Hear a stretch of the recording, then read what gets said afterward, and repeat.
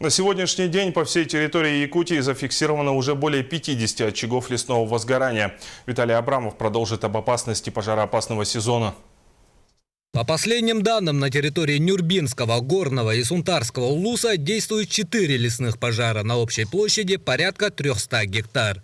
Всего же с начала пожароопасного сезона в республике было зарегистрировано 52 природных пожаров.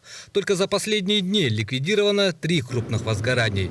На территории города Якутска и Сунтарского улуса объявлены особые противопожарные режимы. Основной причиной пожаров, 28 пожаров, выявлено, что предположительной причиной это неосторожное обращение с огнем.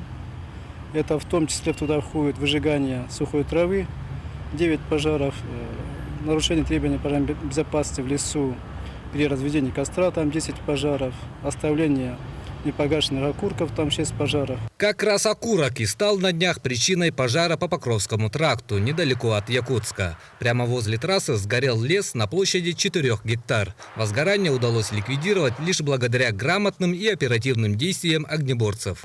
Тут приняли участие 18 человек с ГАУ «Якутлесресурс» и 4 человека с Якутского лесничества. Тут выгорела площадь, лесной площадь 4 гектара. И тут отработал трактор ДТ-75 с плугом ПКЛ-70. И вокруг пожара мы спахали и провели отжиг. С начала пожароопасного сезона на территории городского округа зарегистрировано уже 11 природных пожаров. Все из-за человеческого фактора. Сотрудниками лесничества практически ежедневно проводятся профилактические рейды по местам отдыха населения. Со слов специалистов, это приносит свои плоды, так как в аналогичный период прошлого года лес горел намного чаще. Конечно же, при выходе мы постоянно, у нас есть специализированный мангал, где мы шашлыки готовим. Специально здесь траву мы подобрали место, где нету травы, сухостоя, где можно быть безопасно от огня. Обязательно это требование мы соблюдаем ежегодно.